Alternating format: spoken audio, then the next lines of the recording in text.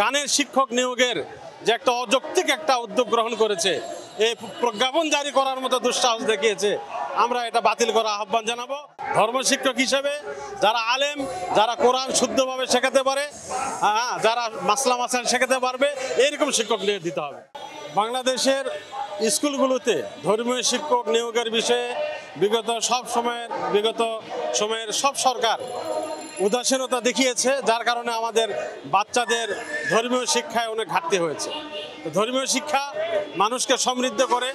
ধর্মীয় শিক্ষা প্রত্যেকটা বাচ্চার ধর্মীয় শিক্ষা তাকে সুমানুষ হিসেবে গড়ে তোলে। এটা রাষ্ট্রের জন্য এবং তার ব্যক্তি জীবনের জন্য অত্যন্ত জরুরি। এই দাবিকে আমরা সামনে রেখে প্রত্যেকটা স্কুলে ধর্মীয় শিক্ষক নিয়োগদের ব্যাপারে সরকারকে অনেক সচেতন হতে হবে এবং আমরা চাই সরকার প্রত্যেকটা স্কুলে গানের শিক্ষক নিয়োগের যে একটা অযৌক্তিক একটা উদ্যোগ গ্রহণ করেছে, এই প্রজ্ঞাপন জারি করার মতো দুঃসাহস দেখিয়েছে, আমরা এটা বাতিল করার আহ্বান জানাবো। অতি দ্রুত সেই প্রজ্ঞাপন বাতিল করতে হবে এবং কোরআনের শিক্ষক, ধর্মীয় শিক্ষক প্রতিষ্ঠার জন্য, সেখানে ধর্মীয় শিক্ষক নিয়োগের জন্য সরকারকে উদ্যোগ গ্রহণ করতে হবে। আমরা যখন স্কুলে ছিলাম তখন দেখলাম যে আমাদের ধর্মশিক্ষা ছিল, এখন কি তা নেই?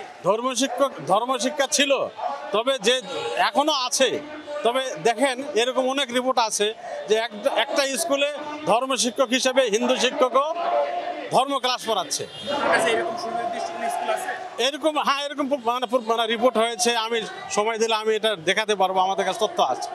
তো মানে সরকার এই বিষয়ে উদাসীন, যথেষ্ট উদাসীন।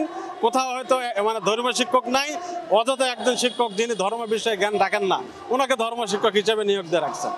এরকম ঘটনা অহরহ আছে। তা আমাদের দাবির সাথে একটা মৌলিক আরেকটা বিষয় যুক্ত হচ্ছে, এটা আরো জোরালো হবে, যে আলেম শিক্ষক নিয়োগ দেওয়া। ধর্ম শিক্ষক হিসেবে যারা আলেম, যারা কোরআন শুদ্ধভাবে শেখাতে পারে, যারা মাসলা মাসাইল শেখাতে পারবে, এরকম শিক্ষক নিয়োগ দিতে হবে। আপনি এটা জানেন অবশ্যই যে শিক্ষক হিসেবে যাদেরকে নিয়োগ দেওয়া হয় অনেকাংশেই তাদের নিজেদের সূরা ফাতিহা শুদ্ধ নাই।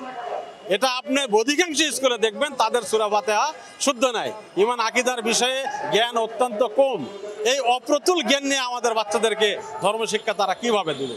এই জন্য প্রকৃতভাবে যারা ধর্মীয় শিক্ষা প্রদান করতে পারে সে মান ঠিক রেখে এবং আলেম শিক্ষক নিয়োগের মাধ্যমে আমাদের বাচ্চাদের ধর্মীয় শিক্ষা প্রদানের বিষয়ে সরকারকে উদ্যোগ নিতে হবে।